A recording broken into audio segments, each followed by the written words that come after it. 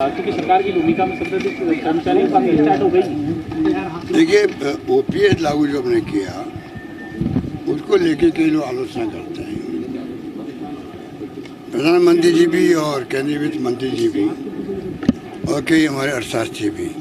मेरा मानना है कि अगर 65 साल तक ओपीएस लागू रहा तब भी इस देश में आज़ादी की वसूली नहीं बनती थी। हम कहाँ तक पहुँच गए आज? आधुनिक भारत दिख रहा है, यहाँ तक पहुँचे तब भी ओपीएस लागू थी। अब भी हम चाहेंगे कर्मचारियों की सिक्योरिटी तो हो कि 35 साल के बाद में वो जब रिटायर हो तो शेयर मार्केट के भरोसे में नहीं रहे उनकी पेंशन पे। इतनी सी बात है। ये तो हमने बड़ा फैसला किया है। और भी ठेका प्रथा खत्म कर दी है। लोगों को बहुत उत्साह है। संविदा कर्मी है, उनको परमानेंट करने का प्रोसेस शुरू कर दिया है। तो जो मांगे होंगी कर्मचारियों की, वो जो नौकरी हम लगा रहे हैं हिंदुस्तान में किसी राज्य में नहीं लग रही है। तो 3.5 लाख 4 लाख के आसपास नौकरी लग रही है।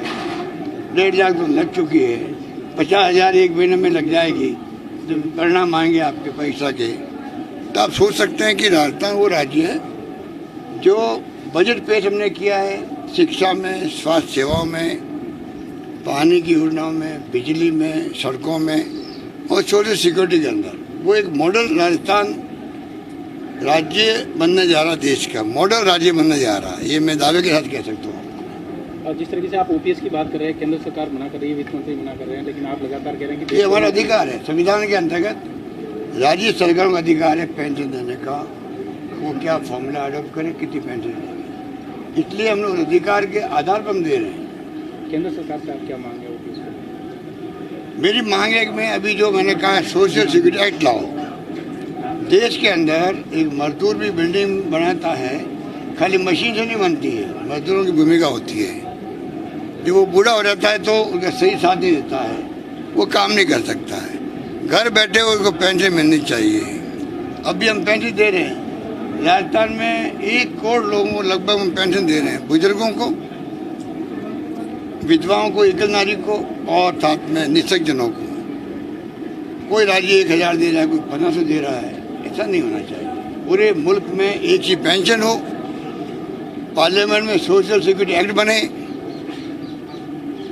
उससे सब राज्य सरकारें केंद्र के साथ मिलकर के, राज्य और केंद्र मिलकर के पेंशन कह दीजिए उसको, दुनिया के मुल्कों में भी उनको मंथली वीकली पैसा मिलता है। वही सिस्टम देश में लागू होना चाहिए, मेरा मानना है। वक्त आ गया है। हम विश्व गुरु बनने की बातें करते हैं, आप कम से कम एक परिवार की रक्षा तो करो। पहले उनकी आर्थिक स्थिति तो मजबूत करो, वो जी सके।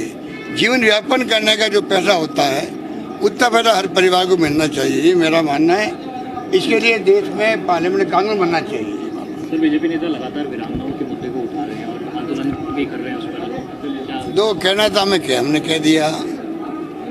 मैं देखता हूँ कि वीरांगनाएं जो हैं, और जो पुलवामा हो या बालाकोट हो या कारगिल हो, जो पैकेज हमने दिया है हिंदुस्तान में किसी सूबे में नहीं है।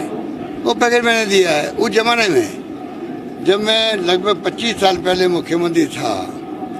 तब जो पैकेज मैंने बनाया है उस जमाने में मैंने इंदिरा गांधी के नाम दे दिया जमीन को, हाउसिंग बोर्ड का मकान ऑफर कर दिया, 25 लाख ऑफर कर दिए, नौकरी ऑफर कर दी, स्कूल का नामांकन कर दिया, सब कुछ कर दिया उस वक्त में। और यहाँ तक कर दिया कोई बच्चा अगर 1 साल का नहीं बल्कि अगर शहीद की पत्नी गर्भवती है, उसका बच्चा पैदा होगा, उसकी नौकरी भी घर में रहते हुए नौकरी मैंने आरक्षित कर दी, रिजर्व कर दी।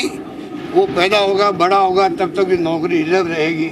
ऐसा कोई फैसला हिंदुस्तान में कहीं हुआ है क्या? उसके बाद में जो राजनीति कर रहे हैं लोग बाग, मेरी जानकारी में इन सबको इकट्ठा किया गया नेताओं द्वारा।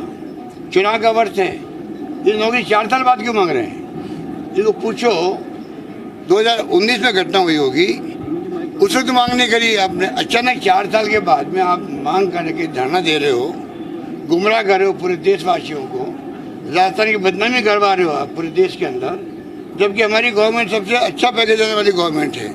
इस प्रकार की हरकतें करेंगे ना तो जनता आने वाले वक्त में इनको जवाब देगी, मुंह तोड़ जवाब देगी, मैं कह सकता हूँ। शानदार पैकेज हमारा है और बच्चे की नौकरी की बजाय आप कैसे मांग सकते हो दूसरों की नौकरी परिवार के अंदर? कल मुझसे मिली वीरांगनाएं, वो एक स्वर में बोल रही थी, साहब ये क्या मजाक बना रखा है, हम चाहेंगे हमारे बच्चों के खिलाफ किसी की नौकरी की बात नहीं हो। इसलिए मैं इतना ही कहना चाहूँगा, ऐसी हरकतें विपक्षी पार्टी को शोभा नहीं देती है। इनकी सरकार केंद्र में सत्ता में है, उसके बावजूद भी ये जिम्मेदारी के साथ में अपनी भूमिका अदा नहीं कर पा रहे हैं। ये मेरा आरोप है बीजेपी के नेताओं पे, जिन्होंने भाग लिया इस आंदोलन के, उनको भड़काने का काम किया। संजीवनी की मीटिंग भी लगातार, संजीवनी की मीटिंग मैंने कल भी करी है। केंद्रीय मंत्री शेखावत जी को चाहिए समय रहते हुए आगे आके सबको मदद करे, गरीबों को कैसे वापस पैसा मिल सकता है वो दिलवाएं। बड़ा घोटाला हुआ है और उनका खुद का नाम उसके अंदर है, पूरे परिवार का नाम है। जो आज मुलजिम जेल में हैं, उन्हीं आरोपों में उनके नाम भी हैं और उनको चाहिए कि कम से कम केंद्रीय मंत्री बन गए हैं, उनके लिए तो जिम्मेदारी बढ़ जाती है। गरीब राजस्थान भर के लोग आए थे और मारवाड़ के लोग तो घर घर में दुखी हो रहे हैं। कोई लाख, 50 लाख, 25 लाख, 1 करोड़, 2 करोड़ तक पैसा डूब गए लोगों के, तो उसके लिए क्यों नहीं कर रहे? तो हम तो अपना जो कानून कहता है कार्रवाई कराएंगे, जो कर सकते करेंगे। ठीक है।